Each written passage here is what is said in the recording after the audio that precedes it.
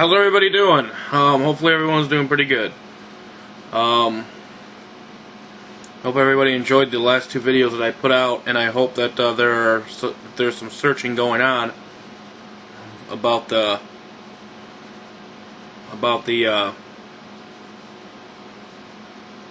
fake that is. I'm pretty sure you know what I'm talking about. But I want to cover something else, and this is for all the escapees. The ones that are doing the physical preparedness and leaving the whole spiritual thing out of it, leaving the whole seeking God out of it. Without spiritual preparedness, you're on your own. You're not going to survive this. Some of you might, but that's at a different discussion. But the key thing is yes, prepare physically, but also you have got to be in a right standing with God. You have got to be seeking God with all of your heart, soul, and mind. And this includes me, and this includes everyone. I'm going to read a couple passages from Ezekiel 7, and then I'm going to discuss it. I'm going to start off by reading Ezekiel 7:14. And you know what? Alarms are being sounded by certain people, and that are claimed watchmen and prophets, ones that are truly called from God to sound the alarms. I mean, there's a lot of people saying that they're watchmen or prophets and stuff like that, but I'm talking about the ones that are really, bathing themselves in prayer and really seeking God and are completely in total vigilance. Start out in Ezekiel 7:14. They have blown the trumpet, even to make all ready, but none go to the battle, for my wrath is upon all the multitude thereof. The sword, which is war, or a racial war, whatever. It doesn't have to be from a nation against a nation.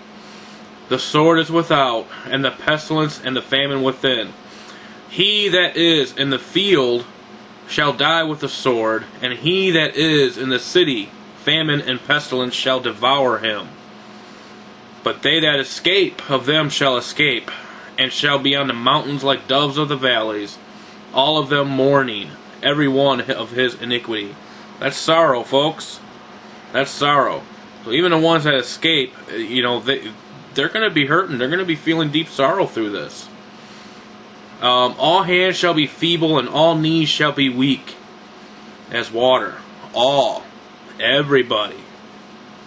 They shall also gird themselves with sackcloth, and horror shall cover them, and shame shall be upon all faces, and baldness upon all their heads. Pay attention here. They shall cast their silver in the streets, and their gold shall be removed. Their silver and their gold shall not be able to deliver them in the day of the wrath of the Lord. They shall not satisfy their souls, neither fill their bowls, because it is the stumbling block of their iniquity. Silver and gold.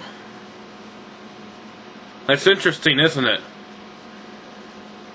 And I know there's preachers out there and stuff like that that are really on this high rant about silver and gold. Well, let me tell you something. Yes, it says the wrath of the Lord. But I don't think this is talking about, this is in Ezekiel. And yes, I know we are not appointed to wrath, but I believe this particular wrath is not equated to your, the seven bowl judgments found in Revelation.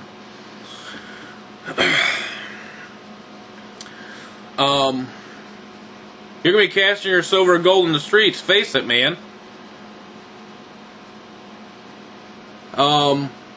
Mark of the beast. When that goes into effect, silver and gold is not going to matter. You're not going to be able to buy. You're not going to be able to sell. You ain't going to be able to do any of that. And as a matter of fact, probably the ones that you are trading and stuff like that, they ain't going to be worried about money, because guess what? It's not going to be it's not going to matter. The gold and silver will be useless. Will be useless.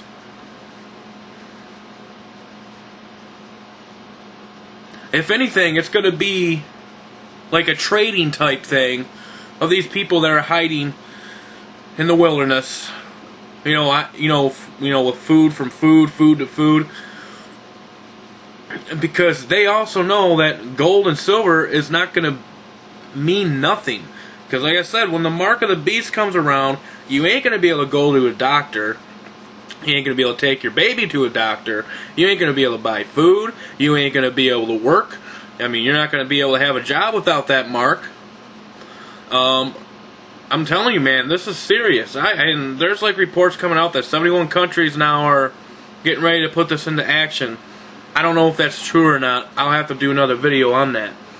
But right there, yes, for the time being, I believe the dollar might collapse before the mark of the beast takes its course. I could be wrong. But for the time being, yes, gold and silver will be basically your bread and butter here.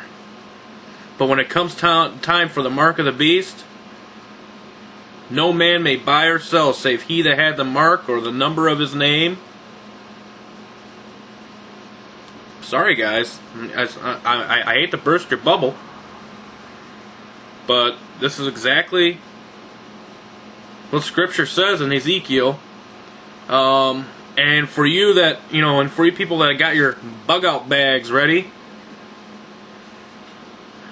and want to flee the city, that's fine. As far as the spiritual sense, if God is calling you to leave, then leave. If God is calling you to stay put, stay put.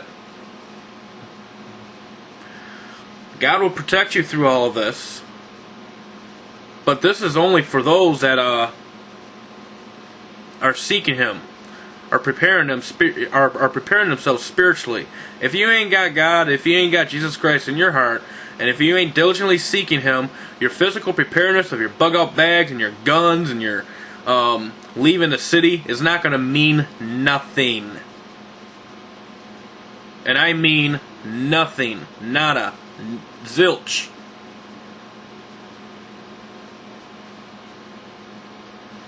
I know this sounds harsh. I'm sorry. There ain't no other way to put it. So, I want to touch base on that. For those that escape in the field, you'll die by the sword if you're not right with God. And quite possibly some also that are doing physical and spiritual preparedness are going to die. Many are going to die. But I'm mainly speaking to those who have this whole idea of preparing for the bad stuff that's going to take its course. And are not including God in it. I can name a few, but I'm not going to do that. But you know who you are.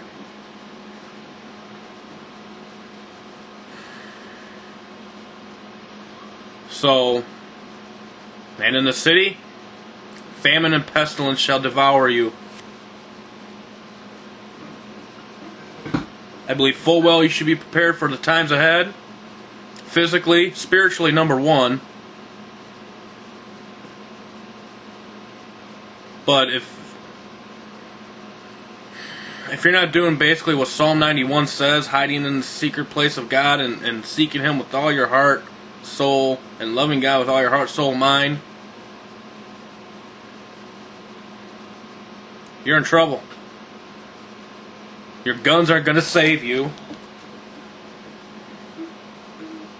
Sorry, I had a spider jump in front of me. Your guns aren't going to save you. Your bug-out bags ain't going to save you. Because you are not right with your Creator. And you better get cracking on that. I'm serious, guys. This is serious. The days are serious.